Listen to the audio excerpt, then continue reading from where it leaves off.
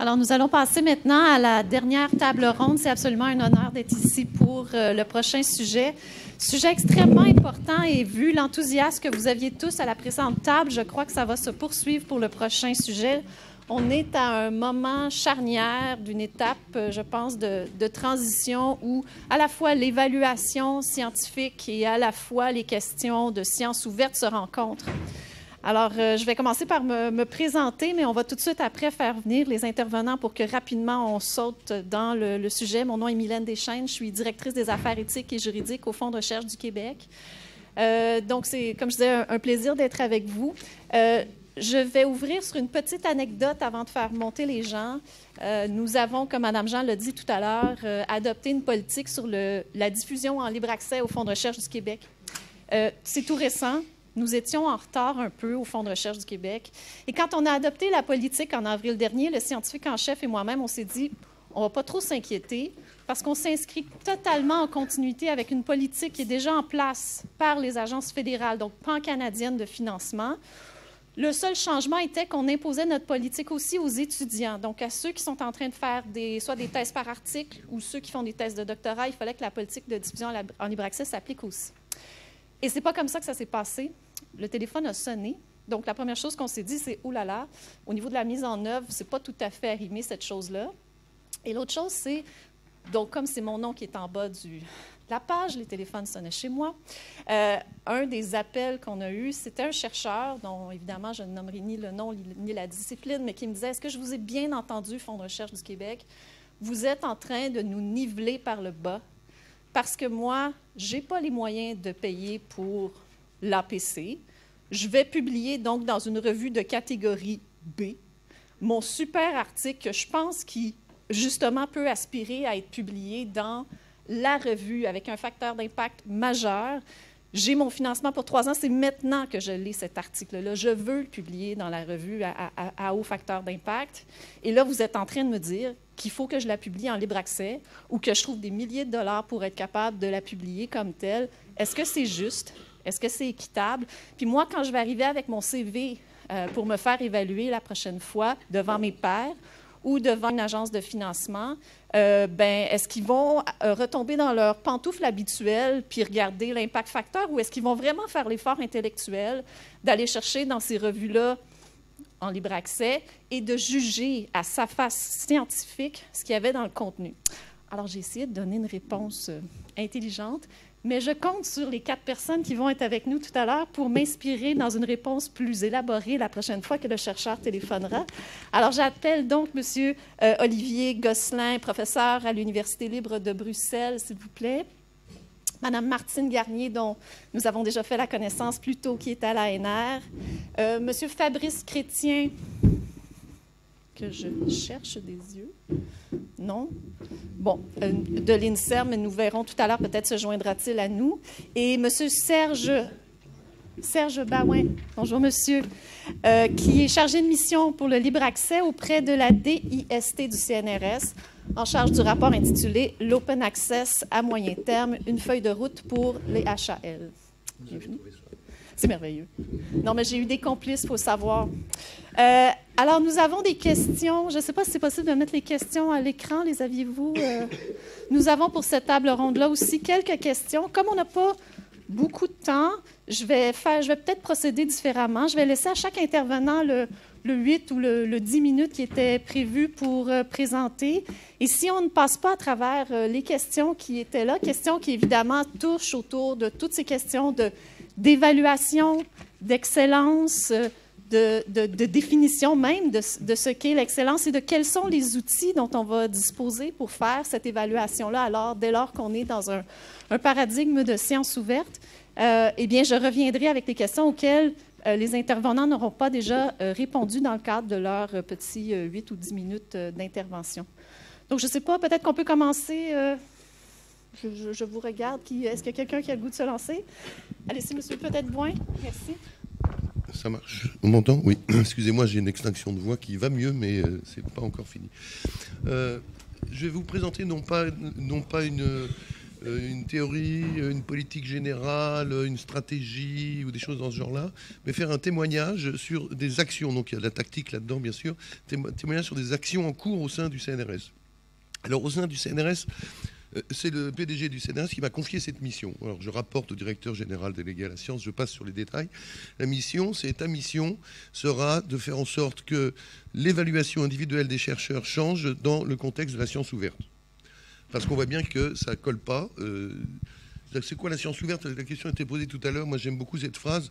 C'est en anglais. Ça doit se traduire, mais c'est très, très pimpant en anglais. What is open science? Open science is just science done right. C'est extrêmement simple. Aujourd'hui, on est à l'ère du numérique. Si on est coincé où on ne peut pas accéder aux informations, aux données, alors qu'on peut légitimement y avoir accès, bien sûr, je ne parle pas de ce quoi on ne doit pas avoir accès, c'est qu'il y a quelque chose qui ne va pas dans le système. Pour que la science fonctionne bien, nécessairement, il doit y avoir une forme d'ouverture. Donc, les critères d'évaluation aujourd'hui nous empêchent en fait de vraiment tirer parti du numérique. À partir de là, il n'y a pas de blessés. C'est la chaise qui s'écroule. C'est parce que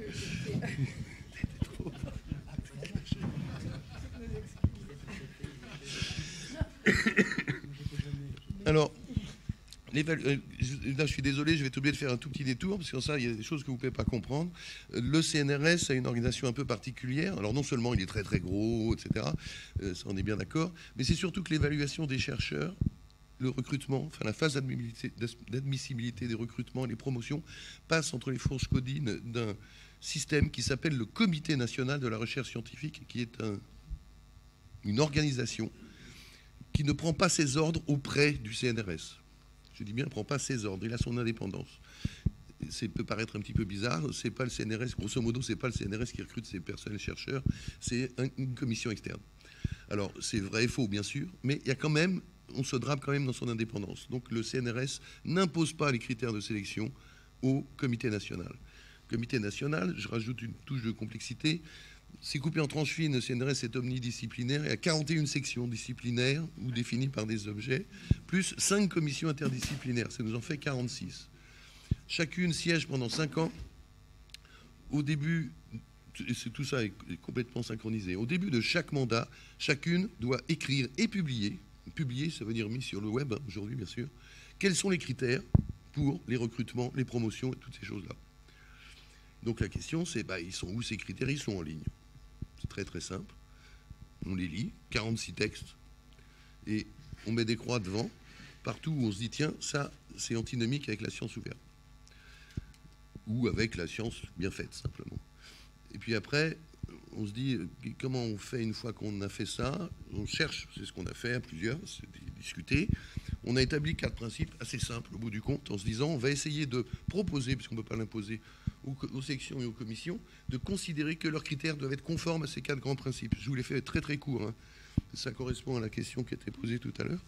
Vous, s'il vous plaît, qui faites l'évaluation, puisqu'on ne peut rien vous imposer, ce sont les résultats eux-mêmes que vous devez évaluer, je lis, hein, et non pas le fait qu'ils aient pu être publiés dans une revue prestigieuse ou autre média réputé. Ces choses-là ne sont pas gravées dans le marbre et sont encore en cours de discussion. Ça veut dire quoi? Tu as publié dans Nature, oui, mais tu as publié une bouse dans Nature ou tu as publié un truc intéressant dans le bulletin du petit fruit? Ça, c'est quand même la vraie question. Et on sait bien que l'endroit où on trouve le plus d'articles rétractés, c'est dans les plus grandes revues scientifiques. Donc c'est quand même un petit peu embêtant de se baser uniquement là-dessus.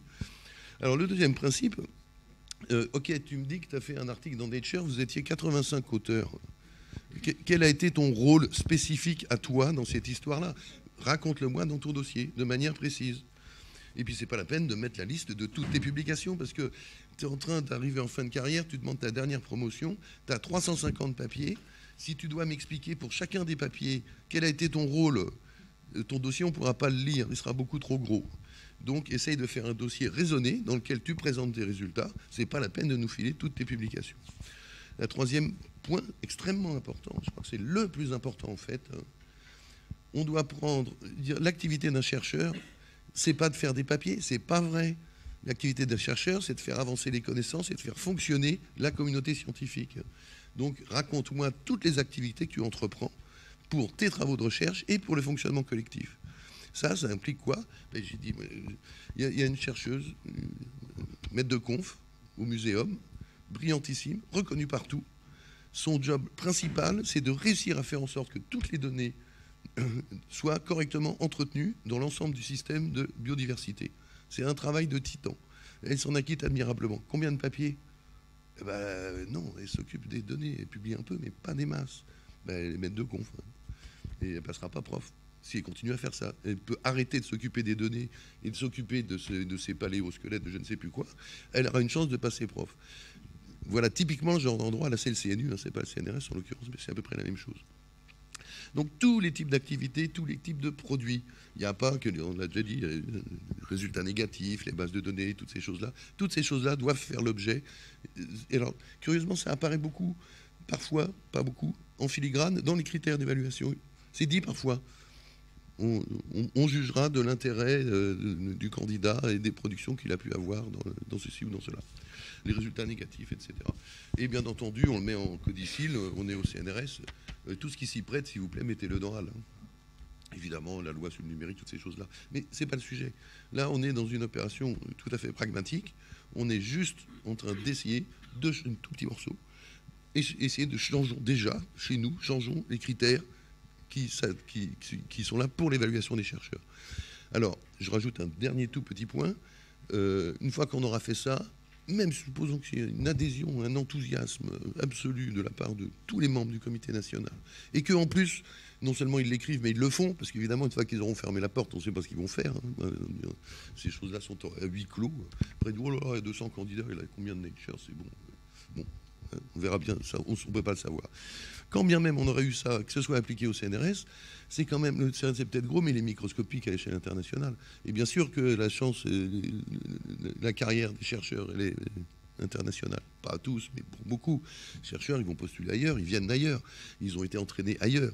Donc, rendez-vous dans 25 ou 30 ans. Dans 40, je devrais être mort, normalement. Mais bon, ça ne va pas se faire du jour au lendemain. On a un autre écueil qui fait que ces actions-là, de toute façon, sont toutes petites, mais ce n'est pas parce qu'elles sont petites qu'on ne faut pas les faire, parce que sans ça, on ne fait plus rien du tout. C'est l'alignement de ces critères d'évaluation avec des grands principes. Et puis ensuite, quand on évalue les collectifs, et là, le HCRS, on a impérativement besoin de lui, mais ça ne suffira pas non plus. Si on n'aligne pas ces critères-là avec ceux des collectifs, le collectif, il dit hey, fais-moi des Nature, là, qu'on ait des bonnes notes au HCRS, parce que si jamais les notes reviennent, on ne sait jamais. Donc, tu es prié de faire des Nature. Et puis après, même à un niveau supérieur, le CNRS complètement schizophrène se vante de dire ouais, on a fait tant de publications, ça fait 60% de la production française, et en plus, on a un impact relatif. Je suis coupable de ces choses-là, donc je ne critique pas. Si on fait, c'est moi qui, quand je dis je suis coupable, c'est parce que j'ai fait ça il y a 20 ans, c'est moi qui ai initié ces histoires. Si on a d'autres schizophrénies encore dans le système, je ne vous parle pas de Shanghai, évidemment, ce serait trop facile. Voilà. Merci, professeur Bouin. Et en fait, c'est un rappel. Modeste ingénieur. Ah, alors, monsieur l'ingénieur. C'est un rappel, en fait, que ce qui doit nous intéresser, c'est l'impact de la science et non pas l'impact des journaux. La science qu'on fait, c'est là-dessus qu'on devrait travailler. Peut-être que je peux inviter Mme Garnier à intervenir pour savoir ce qu'en pensent les agences de financement. Je vais particulièrement tendre l'oreille parce que c'est vraiment au cœur des questions qu'on a nous-mêmes. Alors, Mme Garnier. Nous sommes collègues. Oui, absolument. Oui, alors... comment est-ce qu'on s'est saisi de ces choses-là à l'ANR déjà, en étant signataire donc, de la déclaration de San Francisco, donc, ce qu'on appelle DORA, depuis 1 an. Alors, être signataire, c'est une chose. Maintenant, la mise en œuvre, c'en est une autre. Et ça ne se fait certainement pas du jour au lendemain. Juste un petit mot pour...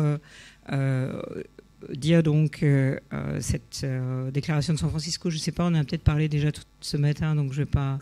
Non, mais je crois que vous pouvez donner quelques informations, parce qu'on attendait avec impatience de cette session, je crois, pour en parler. En tout cas, moi, je peux parler au moins pour ce qui est de ce qui concerne les agences de financement. Ce qui est indiqué dans cette déclaration de San Francisco, vous trouverez le texte intégral. Donc, recommandations pour les agences de financement, c'est sur 2 axes. D'une part, donc, que les agences doivent indiquer explicitement les critères utilisés pour évaluer productivité scientifique, on n'aime pas trop ce terme, mais bon, des porteurs de projets, souligner clairement, surtout pour les chercheurs débutants, que le contenu scientifique d'un article est beaucoup plus important que les indicateurs de publication ou l'image de marque de la revue dans laquelle l'article a été publié. Ça, c'est le premier point.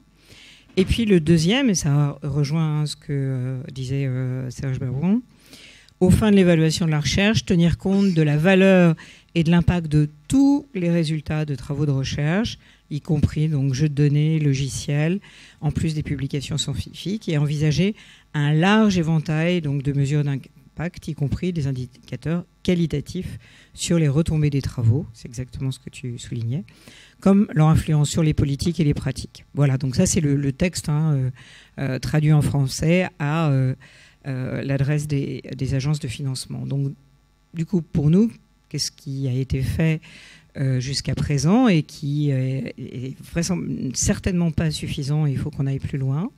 Pour le moment, donc, il y a eu une adaptation des textes de nos appels, d'une part, et du guide du déposant, et du canevas également de la proposition de projet, où l'on indique explicitement qu'il ne faut pas qu'il y ait de mention de facteurs d'impact dans la section bibliographie donc, de la proposition de projet, d'une part. Par ailleurs, actuellement, donc, les porteurs de projets renseignent leur CV en ligne. Et là, on leur demande d'indiquer une liste uniquement des 5 publications les plus pertinentes pour le projet déposé. Et là, précision importante, l'ANR ne fait pas du tout d'évaluation des chercheurs, c'est absolument pas dans ses missions, mais de l'évaluation de projets. Et donc là, ce qui est vraiment important, c'est d'avoir l'information donnée donc aux experts de quelles sont les publications les plus pertinentes pour le projet déposé.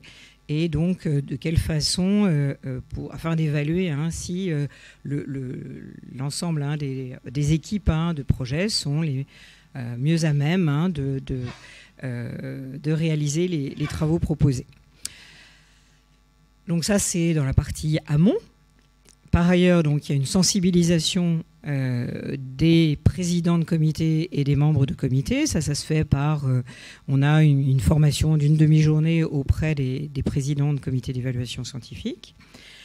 À leur tour, on leur demande de ne pas faire mention du facteur d'impact, ni d'une part au cours des débats, ni dans les rapports d'évaluation.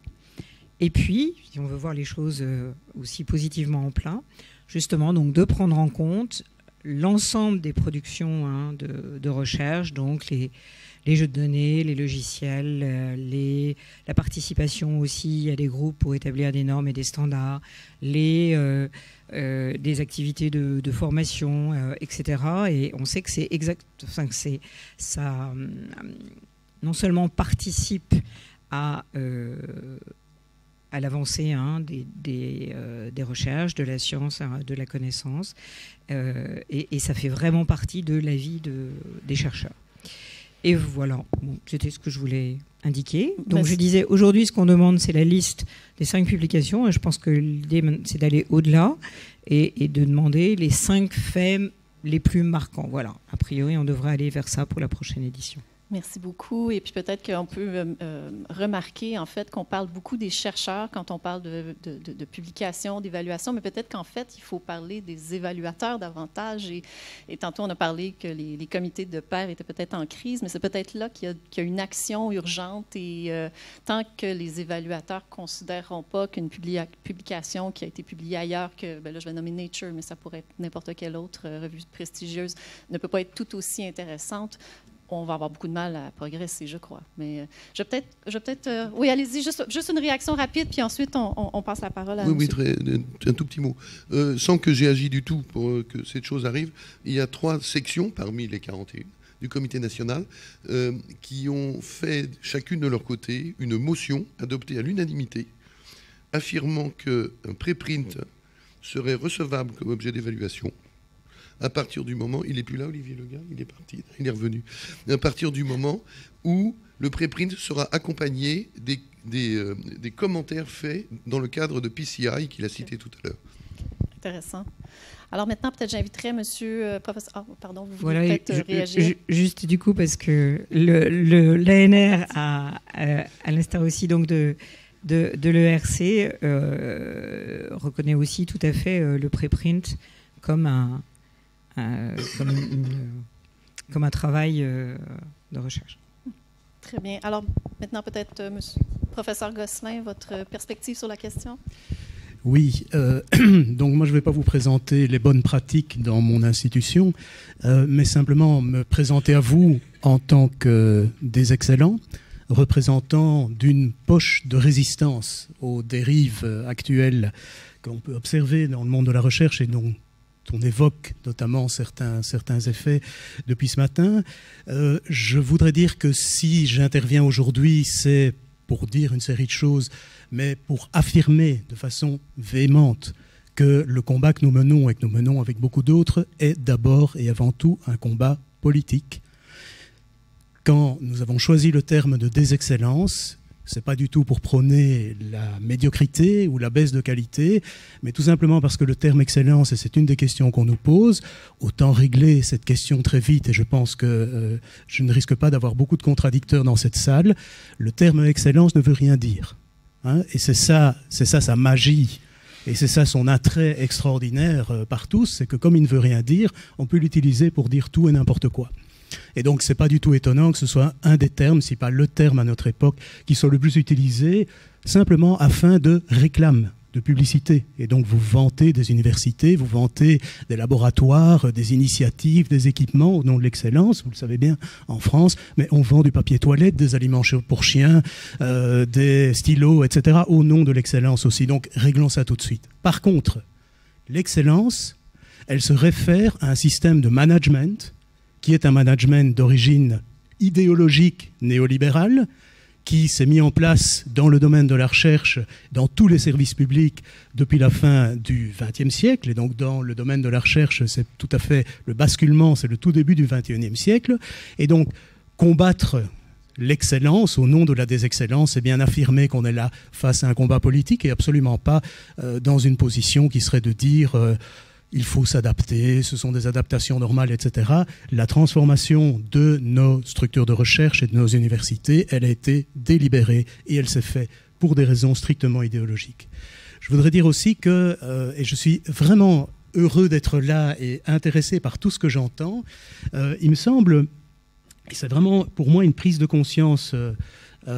surtout, bon, ça fait la 3e fois en quelques mois que j'interviens en France avec des gens que j'ai vus dans d'autres circonstances, voilà. Et je trouve qu'on vit vraiment une période assez paradoxale parce que il y a une prise de conscience tout à fait générale, nationale chez vous, internationale, des effets extrêmement négatifs que les transformations de la gestion, de l'encadrement des pratiques de recherche a eu sur la recherche elle-même. Et j'imagine bien que le terme de désexcellence peut heurter pas mal de personnes dans cette salle, mais les constats généraux, nous pouvons vraisemblablement les partager. C'est quelque chose qui est assez transversal. On voit une multiplication d'initiatives qui visent à améliorer les choses, et vous venez d'en citer. C'est de façon très claire... et notamment se débarrasser des indicateurs bibliométriques qui, disons-le quand même, hein, il ne faut pas s'en débarrasser parce que ça fait du mal à la recherche ou parce que ça fait du mal aux personnes qui font de la recherche, il faut s'en débarrasser parce qu'ils sont faux. Point. Alors, en tant que scientifique, il faut simplement mettre sur la table des raisons scientifiques de se débarrasser de ces choses-là. Fermons la parenthèse. Donc, on a une multiplication d'initiatives, et si vous êtes familier du travail de Norbert Elias sur la civilisation des mœurs, un vieux travail tout à fait fascinant, eh bien, j'ai l'impression, c'est une intuition, je me trompe peut-être tout à fait, mais Norbert Elias, juste, si vous n'avez pas lu ce livre, observe une multiplication de traités de bonne conduite, de bonne manière, à la charnière, à la transition entre le Moyen-Âge et la Renaissance, parce que la société médiévale est en profond bouleversement, est en recomposition. Et j'ai l'impression qu'on a une société scientifique ou un mode scientifique qui est en profond bouleversement. Et une des productions tout à fait étonnante depuis plusieurs années, c'est cette multiplication de traités de bonne manière. On vient d'avoir ici, dans la première table ronde, et je ne vais pas souligner moi-même la complexité, une construction absolument extraordinaire d'usine à gaz. Excusez-moi, je suis belge, je me permets de le dire, je ne dois pas payer les conséquences, faite par des personnes dont je ne doute absolument pas des bonnes intentions. Donc ça, à aucun moment je ne remets ça en cause. Mais c'est un arsenal absolument extraordinaire qui a pour principal effet qu'il est peu applicable ou difficilement applicable, difficilement compréhensible. Donc la question, c'est de se dire, est-ce qu'il faut rester dans une perspective où on va multiplier les manières de régler les torts, les dommages qui sont faits au fonctionnement de la recherche par la politique qui était mise en par la politique qui était mise en place, ou est-ce qu'on va retourner le problème et dire en fait il faut se débarrasser du système qui a été mis en place et donc de combattre l'idéologie qui prévaut dans le management de la recherche d'une façon générale, dans la réorganisation des pouvoirs au sein des universités, etc. etc. Donc, je vais terminer ici par une dernière remarque. Quand on a commencé notre combat et quand on a commencé à participer, donc c'était en 2011 qu'on a commencé à réfléchir ensemble, à produire des documents, à participer à des tas de réunions. À l'époque, les choses dont on parlait et les critiques que l'on faisait, elles portaient sur ce que nous vivions en tant qu'enseignants, en tant que chercheurs, dans notre univers et les transformations auxquelles nous assistions. Et nous étions encore en train de dire qu'il faut préserver des choses, il faut préserver des modes de fonctionnement de l'enseignement et de la recherche pour les plus jeunes générations. Je pense que nous sommes arrivés maintenant au pire parce que on observe chez les personnes qui s'engagent dans la recherche, et je l'observe chaque année davantage chez mes étudiants, l'adoption de cette idéologie de l'excellence, et donc le fait qu'on commence effectivement à voir des choix d'études qui ne sont absolument pas fondés sur des intérêts personnels, mais sur des calculs d'apothicaires pour savoir ce que ça va rapporter en termes d'emploi, etc. Et idem, au niveau des chercheurs, ça a été déjà montré depuis quelques années, la transformation des chercheurs en petits auto-entrepreneurs qui sont tout simplement engagés, qui déploient une énergie folle dans la constitution de leur propre CV, parce que c'est une question de survie. Hein, on est bien d'accord. Et donc, c'est un changement absolument radical. Et je vous le dis tout de suite, moi, je ne pense pas que ce changement va se produire. Je pense que le pire est encore devant. Je ne crois pas du tout à une prise de conscience, et certainement pas une prise de conscience par le haut, et une transformation positive de ce point de vue-là. Alors, merci. Alors, merci pour ces propos qui, je suis sûre, vont avoir suscité... Je ne sais pas s'il y a déjà des réactions parmi les panélistes. Oui, je sens que oui. Je peux rebondir sur... non, c'est juste un rebond simplement. Je ne suis pas d'accord, les indicateurs ne sont pas faux. Ce serait trop simple. S'ils étaient faux, il suffirait de les corriger. Ils sont faux dans ce contexte. Non, mais ce que je veux dire, c'est qu'ils sont vides de sens. Ils sont vides de sens, simplement. C'est ce qui est beaucoup plus difficile à corriger, à mon avis. Alors assumons qu'on prend l'hypothèse que excite l'excellence parce que le terme est peut-être soit galvaudé, soit... Alors, sur quoi on va se concentrer? Quels sont les éléments, quels sont les outils dont on a besoin? On en a mentionné quelques-uns pour ne pas non plus... Je ne sais pas, mes panélistes ne m'écoutent même pas, c'est incroyable. Pour ne pas non plus qu'on glisse dans, je dirais, une espèce de... J'arrive d'Amérique du Nord, hein, puis on est dans une très grande phase de populisme où tout le monde est un expert, n'importe qui est un expert. Vous pouvez demain matin vous annoncer un expert, vous allez avoir une émission de radio, ça va être très facile. Alors, qu'est-ce qui distingue donc les chercheurs? Qu'est-ce qui fait qu'on va dire les chercheurs ont... Et qui sont ceux qui sont, dans la question on avait, qui sont les bons chercheurs, qui sont les mauvais chercheurs? On pourrait dire, j'utiliserai pas le mot excellence, mais qui sont ceux qu'on va vouloir financer, par exemple, avec l'argent public? Qui sont ceux qu'on va vouloir promouvoir? Moi, je vais répondre, ça va être extrêmement bref. J'en sais rien. J'ai 46 commissions. Ils font chacune leurs critères d'évaluation. Et je ne m'en mêle surtout pas. Si, bien sûr, un peu pour qu'ils soient compatibles avec la science ouverte, mais pas plus. J'entends des futurs sujets de projets de recherche ici, visiblement, parce qu'on n'a pas la réponse. Oui. J'ai non pas une réponse, hein, puisque c'est comme le sketch du bon et du mauvais chasseur que vous connaissez sans doute. Mais une chose est certaine à mes yeux. Il y a une pluralité de façons de faire de la recherche, et ce qui m'inquiète, et donc on est tous d'accord là-dessus, ce qui m'inquiète, c'est un dispositif de recrutement qui tend à réduire complètement cette pluralité. Et à partir du moment où on a des profils homogènes, on peut avoir des pur sang de compétition, hein, ça ne fait pas l'ombre d'un doute, mais si vous n'avez qu'une écurie de pur sang, vous n'allez pouvoir faire qu'un seul type de course. Et donc, je ne sais pas si c'est ce qu'on cherche dans la recherche. C'est intéressant parce que tout à l'heure, quelqu'un qui intervenait a mentionné les questions de risque qu'on ait des inégalités au niveau des chercheurs si on continue avec la science ouverte où il faut payer pour accéder à des publications en libre accès. Il risque d'avoir des gens qui n'ont pas les mêmes moyens que les autres. Et donc, est-ce qu'on continuerait à évaluer les gens en pensant que ce sera seulement la science ou les moyens de se payer une publication en libre accès qui éventuellement fera la différence? Comment on fait pour gérer ces inégalités-là au sein de nos processus d'évaluation actuels? Non, mais les questions ne sont pas faciles. Là, on est... On va passer la parole à la salle, peut-être. Absolument. Alors, on va prendre les questions, alors. J'ai pas d'autre micro, par contre. Je vais laisser le mien. Donc, j'étais un peu inquiet de voir dans le résumé sur la loi de la programmation de la recherche que l'évaluation des chercheurs, elle est durcie, intensifiée. Et évidemment, on se demande à quelle sauce on sera mangé.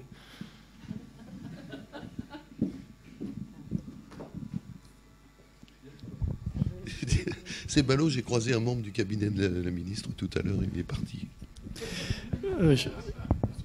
J'avais juste la remarque suivante.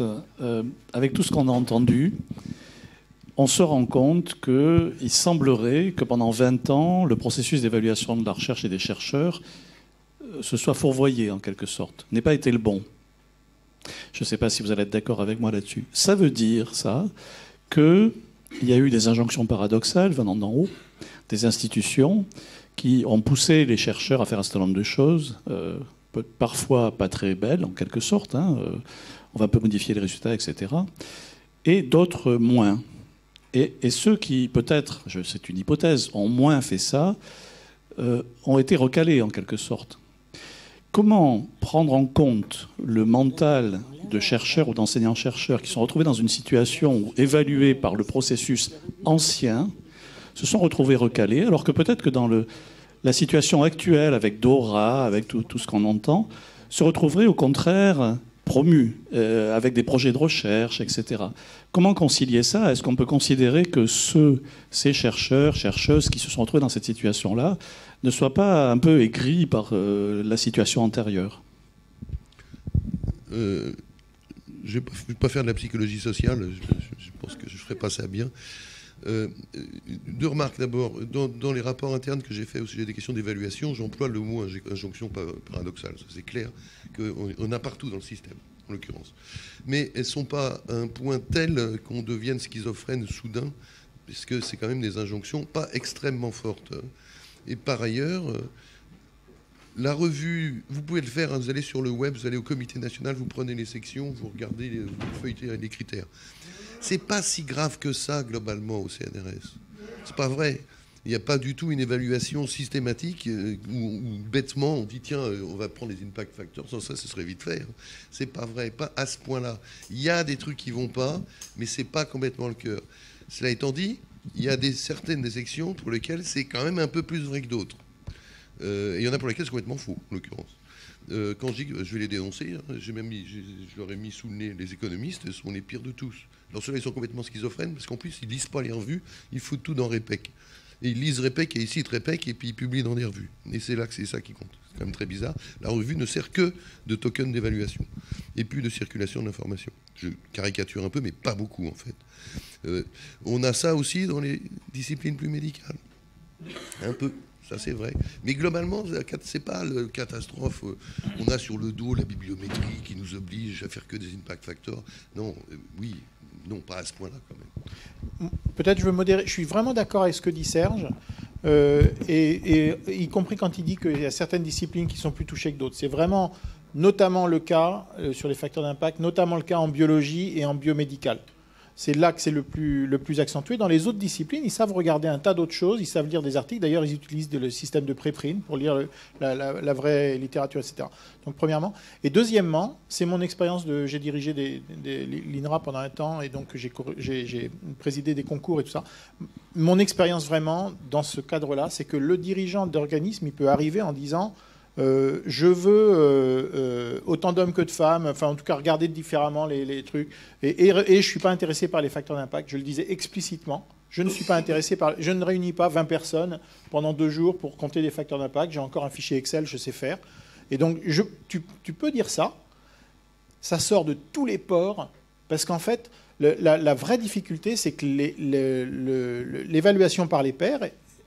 les pairs sont formatés comme ça. Ils croient que c'est comme ça qu'on veut compter, qu'on veut évaluer la science, par le nombre et par le facteur d'impact des publications, des revues qui sont les supports des publications. Ils croient que c'est comme ça.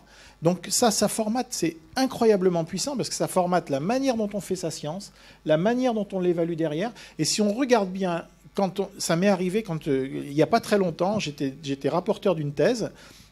Et je me suis surpris moi-même en train d'écrire. C'est bien, la dame, elle a fait 5 publications. Non, je ne peux pas écrire ça. Et donc voilà. Parce que quand on rentre dans la salle, ou quand on rentre dans la peau d'un évaluateur, quand on rentre dans la salle du comité d'évaluation, dans la peau d'un évaluateur, d'une façon étonnante, quoi qu'ait dit l'institution auparavant, y compris si c'est l'ANR, etc., on devient idiot. On devient un évaluateur et on se met à appliquer des critères idiots quand on est biologiste ou quand on est... Voilà. En tout cas, c'est mon cas.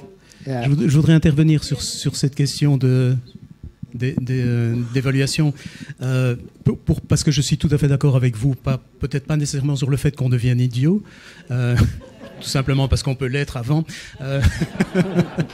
mais je parle pour moi. Et donc, oui, belge.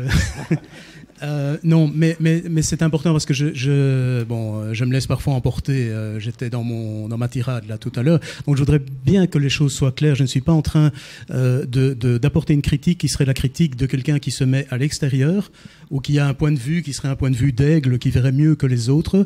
Je parle de quelqu'un qui est dans l'institution et qui est pris là-dedans. Et donc qui vit de façon violente aussi le dispositif dans lequel je suis pris. Mon expérience depuis quelques années, c'est que, et ça a marché chaque fois, peut-être parce que les mentalités sont en train d'évoluer, quand avant une évaluation à quelque niveau que ce soit, on met sur la table une série de choses en disant, écoutez, moi, à titre personnel, vous ne serez peut-être pas d'accord avec moi, mais en tout cas, voilà ce que je remets en question, et je ne souhaite pas que ce soit des critères qui interviennent. Je suis étonné de voir la qualité de la discussion qui suit, et parfois le fait qu'une culture d'évaluation ponctuelle se met en place pour une commission qui va se charger d'évaluer une série de dossiers, etc. Ce qui rappelle quand même les évaluations de type collégial qu'on avait avant, mais enfin ça c'est un autre point. Par contre, et je ne vais pas monopoliser la parole, mais je voudrais que ce point-là soit bien, qu'on puisse en discuter aussi. C'est pas un hasard si les éditeurs se plaignent du fait qu'il y a de moins en moins de personnes qui veulent faire des reviews de papier, parce que ça prend du temps et c'est du qualitatif. Et nous sommes dans des modes d'évaluation qui sont très rapides, avec des demandes incessantes, on le sait bien, et donc on fait du quantitatif. Alors on peut se débarrasser de toute une série d'indicateurs qui posent problème, qui sont faux, qui sont vides de sens, etc. Ce que je crains, c'est que la nature ayant horreur du vide, on fasse de nouveaux indicateurs qui seront des indicateurs éthiques. On aura des labels, etc. Et donc, dans le classement de Shanghai, vous allez voir apparaître le fait qu'on est très, très éthique, qu'on partage, qu'on a de bonnes cultures de laboratoire, qu'on a une bonne parité, etc. Ce ne sera jamais que des indicateurs. Et donc, ça ne dit rien du fonctionnement réel de la recherche. Et ça, c'est évidemment un gros problème. Juste un tout tout petit rebond. Il y a une autre raison. Moi, j'ai été longtemps évaluateur pour une revue qui s'appelle Scientometrics. J'ai fini par dire merde, parce que je recevais de plus en plus de demandes, des quantités astronomiques d'articles qui étaient tous à mettre à la poubelle. Et mettre une page, écrire une page pour dire cet article est à mettre à la poubelle, c'est très très agaçant. Donc c'est aussi le trop de publications qui fait que les évaluateurs disent stop. D'accord. Je voudrais peut-être 2-3 commentaires en fait, parce que un, sur la réponse, sur la remarque d'Olivier selon les différentes disciplines, je ne crois pas que ça s'explique par une histoire de la discipline, mais par un lien entre, à partir du moment où il y a un lien économique entre une forme de mesure de productivité et le salaire qu'on reçoit, il y a de facto en fait la transformation de la recherche en acteur économique, avec le fait de mettre en place une relation d'ordre et de hiérarchisation des acteurs économiques par rapport à une productivité. Et ça se voit effectivement plus pour les sciences qui sont directement en rapport ou plus directement avec la société qu'avec d'autres sciences. Mon deuxième point, alors on peut être d'accord ou pas d'accord, mais c'est justement un des débats, c'est que historiquement, on peut regarder comment ça a évolué et comment ça a évolué sur, enfin, moi, ce qui me concerne, entre 1970, 13 et maintenant. Et de voir comment ce délitement que décrit Olivier, en fait, s'est réalisé. Et pourquoi tout à coup la recherche est devenue elle-même marché dans certaines disciplines et n'était plus associée aux valeurs classiques qui ont toujours fait partie de l'histoire de l'enseignement et de la recherche depuis des siècles, qui était d'explorer du terra incognita, de se faire reconnaître par des pairs et de ne pas avoir une liaison stricte entre une forme de productivité qui était mesurée et une autre. Le deuxième point qui a été dit, c'est qu'à partir du moment où j'ai cette mesure et ce lien qui relève presque de l'économie orthodoxe, quoi, enfin de ce qui était l'économie libérale au XIXe siècle, et ensuite, en fait, tout ce qu'on peut voir dans les histoires de Walter Lippmann et de Dewey à partir des années 1920-1930. Qu'est-ce qui se passe? C'est qu'en mettant, en fait, une hiérarchisation pour dire il y a un bon chercheur, il y a un mauvais chercheur, on normalise tout le système de la recherche et qu'on va à l'inverse de ce à quoi on tient en termes de recherche, que ça soit totalement buissonnant et totalement inattendu. Et qu'à partir du moment où je normalise mon système par cette hiérarchisation et ce tri, ben, tout ce que je fais, c'est de la recherche confirmatoire et pas du tout de l'exploration en termes de recherche. Et donc c'est effectivement, comme le disait Olivier, un problème politique. C'est pas simplement de pouvoir mettre des rustines, c'est de dire ou bien j'accepte en fait que la recherche soit un marché, et à ce moment-là, je vais appliquer les règles économiques d'un marché et je vais accepter d'être plutôt ultra-libéral de style Lippmann ou social-libéral de style Dewey, ou etc. Ou bien je dis que la recherche, c'est quelque chose qui est à part, c'est quelque chose qu'il faut protéger, c'est en fait quelque chose qu'il faut, dans lequel l'inégalité est aussi un mouvement, dans lequel il faut plutôt développer tout ce qui va être en fait la non-homogénéité, l'impulsion créative, le fait qu'il va y avoir des gens qui sont des mutants par rapport à d'autres, etc., et qui ne vont pas pouvoir être comparés entre eux.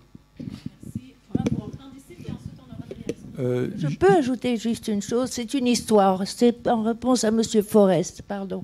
Lorsque Philippe Lazare est arrivé à l'INSERM en 1982, la première décision qu'il a prise, c'est de supprimer les listes des revues dans lesquelles il fallait publier.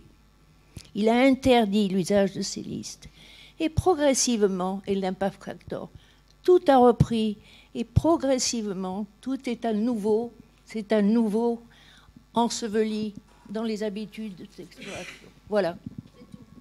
Donc une remarque et puis des suggestions. Donc, Serge, j'ai été dans des commissions CNRS et alors, ce n'est pas tout mécanique, l'évaluation, mais là où ça l'est presque parfaitement mécanique, c'est à la présélection. Donc là, j'ai vraiment vu temps de publier, facteur d'impact, premier auteur, l'écrémage à ce niveau-là. Et donc, arriver à l'audition, c'est parfois un peu plus fluide. On peut être impressionné ou pas par là. Mais Ça, je vais évidemment pas dénoncer les collègues, mais ou pas en public. On peut en parler après. Et ça remonte, mais donc une suggestion à ce niveau-là, c'est peut-être que les gens, même pas 5 articles, mais ils citent leur meilleur résultat. Parce que si le meilleur résultat est pas bon, c'est pas la peine de poursuivre peut-être. Que les gens précisent quand ils publient, mais quand ils postulent aussi, précisent avec détail leur contribution. Donc ça, vous avez dit, c'est très bien.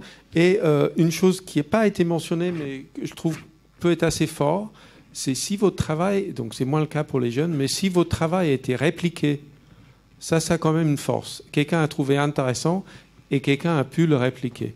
Donc ça, c'est important quand ça existe, en tout cas.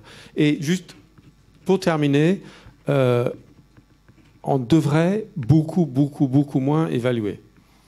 On devrait évaluer quand il y a un enjeu. Parce que s'il n'y a pas un enjeu, ce n'est pas intéressant. Donc pour le poste, pour la promotion, pour l'argent, honnêtement, ça suffit.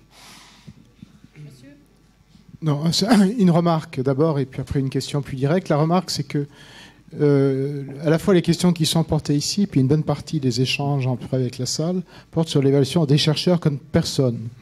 Mais dans l'évaluation de la recherche, il y a beaucoup d'autres choses. Il y a les projets que l'ANR a cités, et puis en France, à cause d'une organisation particulière, il y a les unités de recherche.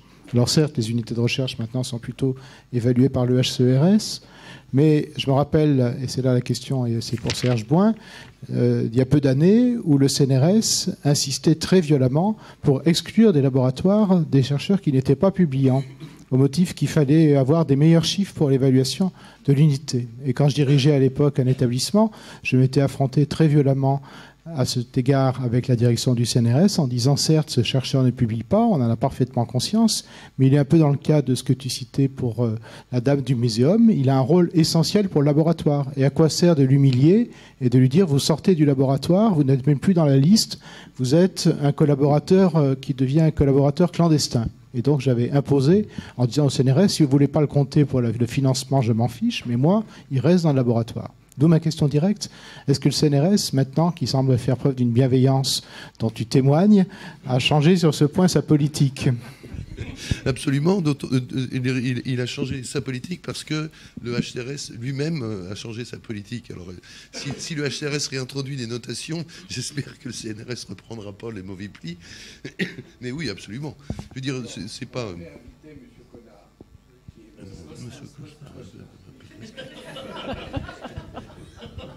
Et après, vous demandez comment je me fais des Donc, je l'ai invité, il m'a répondu, mais je ne vois pas très bien pourquoi j'interviendrai dans votre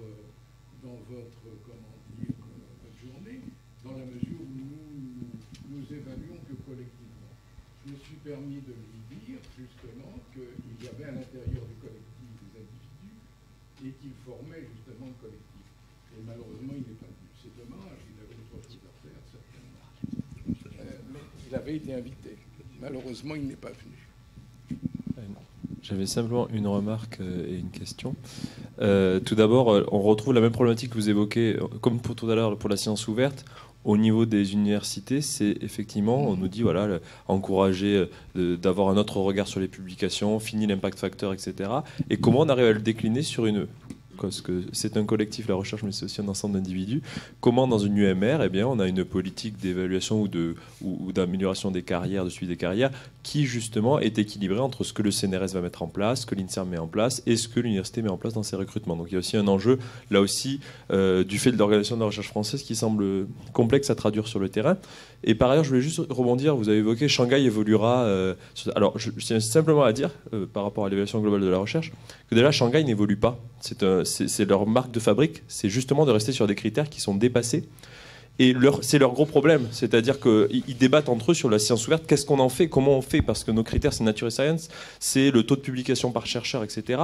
Et ils sont bien gênés parce que leur marque de fabrique c'est de dire on est constant dans la façon dont on évalue une institution, et on est conscient que la façon de faire de la recherche aujourd'hui a évolué, et ces critères ont évolué, donc ils sont un peu pris aux entournures. Et encore une fois, la semaine dernière, c'était les conférences sur Shanghai, donc il y a je crois que ce matin, Guylaine Fiatro intervenait, elle fait partie du board de Shanghai. Donc il y a des et Utrecht, voilà, je disais, faisait une démonstration sur sa politique de sciences ouvertes et il disait bien, mais à côté de ça, je regarde plus moi ce qui se publie dans Nature et Science, même si c'est un critère, parce que je sais de toute façon que dans ma population de chercheurs, il y en aura bien qui publieront dans Sciences et Nature.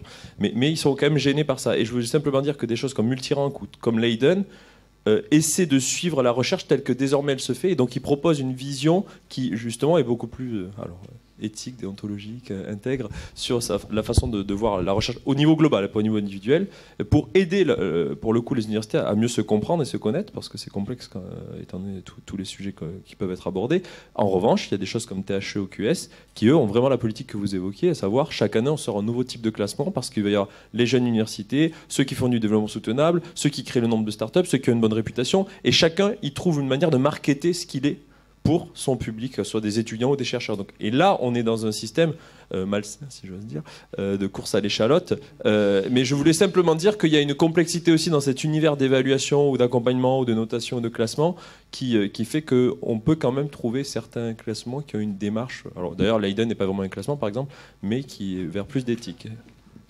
Juste deux toutes petites. D'abord, une boutade sur la constance de Shanghai. Ça m'évoque ce que tu disais tout à l'heure en disant on ne devient pas forcément bête quand on rentre en évaluation, parce qu'on pouvait l'être avant. Donc là, il y a un peu c'est un petit peu la même chose. On est bête constamment et comme ça, on est sûr d'avoir la même chose. Un autre exemple qui n'est pas une boutade, enfin si, presque. Je suis ingénieur des mines. L'école des mines a fabriqué un classement qui s'appelle le classement des mines, dans lequel elle était la première. Et ils ont cherché, et ça n'a pas duré très très longtemps. Et pardon ? Non. Et ils ont cherché longtemps qu'est-ce qu'ils pouvaient bien trouver comme classement, parfaitement objectif. Ils ont fait un calcul sur les anciens élèves qui occupent des postes importants dans la finance ou l'industrie, ou je ne sais pas laquelle. Ils en ont trouvé un qui tombait bien. Et puis hop, on dit tiens, classement, c'est nous les meilleurs. Mais c'est partout, mon cher. Et j'ai eu un doyen et pas moi, qui était vraiment le plus intelligent de tous les doyens que j'ai connus, d'ailleurs parce qu'il m'a nommé. Il fallait vraiment avoir du courage, vu l'originalité que j'avais. Et il s'appelait Philippe Even. Il s'appelle toujours Philippe Even. Il n'est pas toujours doyen, il restait assez longtemps. Tu l'as connu, Suzy, tu l'as connu. Brillant, élégant, séduisant, etc., etc. Plein de pouvoir, bien entendu. Eh bien, à Necker, puisqu'il était doyen de Necker, nous étions toujours les premiers à l'internat. Parce qu'en fait, ils manipulaient tout simplement les chiffres de manière à ce qu'on soit tout le temps les évaluateurs, les indicateurs. Donc ça montre bien que beaucoup d'institutions font ainsi et qui montrent peut-être la vacuité. Dernière intervention. Puisque Serge note des suggestions, il peut être intéressant de prendre des recommandations des anciens étudiants et post-doc pour les PI quand vous les évaluez. Je peux faire une remarque à ce sujet. Donc voilà, si jamais ça vous intéresse, nous avons constitué collégialement, enfin c'était un long travail, une charte de la désexcellence qui est disponible sur notre site. C'est le moment. Voilà, c'est le moment de le faire. Non, mais tout ça, je gagne pas d'argent avec. Non, tout simplement parce que l'idée, c'est une idée de base, c'est en transformant ses propres pratiques qu'on peut avoir l'espoir. Je pense que dans votre idée de bottom-up, c'est vraiment au niveau individuel que ça commence. Bien sûr. Et donc c'est aussi, éventuellement, c'est une charte qui incite à la désobéissance par rapport à certaines choses qui sont intolérables, inacceptables. On peut applaudir, si vous voulez bien, cette table ronde, remercier Mylène d'avoir affronté. Et donc on va demander à...